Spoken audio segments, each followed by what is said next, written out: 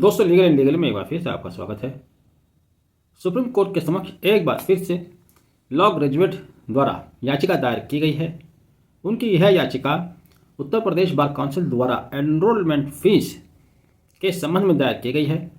याचिकाकर्ता का कहना है कि स्टेट बार काउंसिल द्वारा 16,665 रुपये एनरोलमेंट फीस चार्ज की जा रही है, जो कि गैरकानूनी है, गलत है।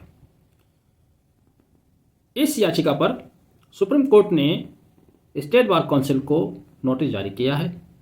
2 फरवरी को यह याचिका दायर हुई। याचिकाकर्ता स्वयं party in person supreme court के समक्ष उपस्थित हुए। अब यह याचिका क्यों दायर की गई है और इसका क्या नतीजा आने वाला है, संभावित नतीजा हम आपको बताने जा रहे हैं।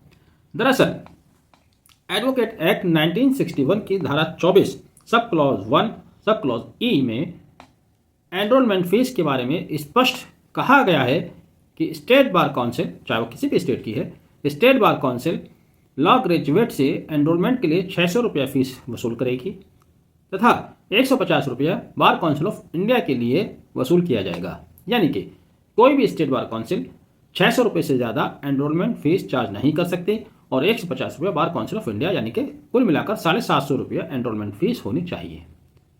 हो क्या रहा है, हर स्टेट में एनरोलमेंट फीस अलग अलग दर से चार्ज की जा रही है। जैसे कि उत्तर प्रदेश के छात्र द्वारा यह मामला सामने लाया गया तो आपको भी पता चला कि अब उत्तर प्रदेश बार काउंसिल द्वारा 16,665 रुपये चार्ज किए जा रहे हैं। यह याचिका सुप्रीम कोर्ट के 3 जजेस के सामने पेश की गई, जिसमें चीफ जस्टिस स्वयं मौजूद रहे, डॉक्टर DY चंद्रचूड़, उनके अलावा जस्टिस JB पर्दीवाला और जस्टिस मनोज मिश्रा साहब हैं।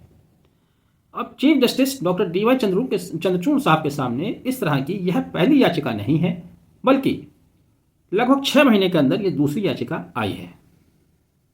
6 नहीं 7-8 महीने हो गए हैं, क्योंकि मई 2023 में उन्होंने इसी तरह की एक याचिका को पेश किया, जिस पर उन्होंने तमाम स्टेट बार काउंसिल को नोटिस भी जारी किया और उस नोटिस पर बार काउंसिल ऑफ इंडिया की तरफ से बार काउंसिल ऑफ इंडिया के president Shri Manan Kumar Mishra supreme court की बेंच के समक्ष उपस्थित हुए। उस समय बेंच थी chief justice doctor DY Chandrachud और जस्टिस PS नरसिम्हा। वहां पर भी केरला या उड़ीसा के किसी छात्र द्वारा याचिका दायर की गई थी। उनका कहना था कि केरला में 20,050 रुपये एनरोलमेंट फीस चार्ज की जा रही है, जबकि ओडिशा में 41,100 रुपया एनरोलमेंट फीस चार्ज की जा रही है। वहीं उन्होंने यह भी कहा था कि बार काउंसिल एडवोकेट एक्ट 1961 के मुताबिक 600 और 150 750 रुपये से ज़्यादा फीस वसूल नहीं की जानी चाहिए। वहाँ माननीय उच्चतम न्यायालय ने उनकी स्टेट बार को आदेश दिया था कि जो ज़्यादा फीस चार्ज की गई है वह उसको वापस की जाए और 750 रुपये से ज़्यादा फीस क्यों वसूल की जा रही है, इस संबंध में BCI के चेयरमैन आकर जवाब दें। BCI के चेयरमैन साहब ने अपना पक्ष रखा। उन्होंने कहा कि यह 600 और 150 रुपये फीस साल 1993 में निर्धारित की गई थी, तब से लेकर अब तक बहुत महंगाई हो गई है, बहुत कीमतें बढ़ चुकी हैं, जिस पर जस्टिस PS नरसिम्हा साहब ने कहा था कि एनरोलमेंट फीस पर ये इन्फ्लेशन लागू नहीं होता, क्योंकि सोसाइटी को सर्व करने के लिए कारोबार के उद्देश्य से फीस चार्ज नहीं की जाती। तब तमाम स्टेट बार काउंसिल को नोटिस जारी किए गए थे। उस याचिका क्या हुआ, याचिका पर क्या सुप्रीम कोर्ट ने निर्णय दिया, अभी तक नहीं मालूम, या स्पष्ट कहा जाए तो उस याचिका पर कोई निर्णय नहीं आया। नहीं तो यदि सुप्रीम कोर्ट द्वारा उस समय को डायरेक्शन जारी कर दिया होता तो यह दूसरी याचिका नहीं आती और तब से लेकर अब तक हजारों बच्चे अलग अलग स्टेट बार काउंसिल्स को इसी तरह की मनमानी फीस देने के लिए मजबूर रहे। लेकिन अब यह याचिका पुनः एक बार इसी तरह की याचिका सुप्रीम कोर्ट के समक्ष आई है, तो उम्मीद यह की जा रही है, मेरी अपना मानना है कि निर्णय छात्रों के पक्ष में आएगा, लॉ ग्रेजुएट्स के पक्ष में आएगा। 600 और 150 जो fees bar council advocate act में निर्धारित की गई है वही फीस वसूली जाएगी।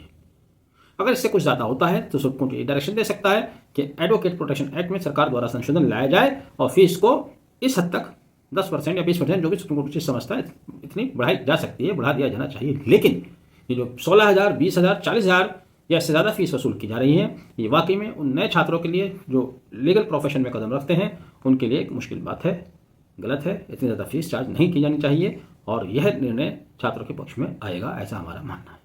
आपने वीडियो आखिर तक देखा, thank you, have a nice day.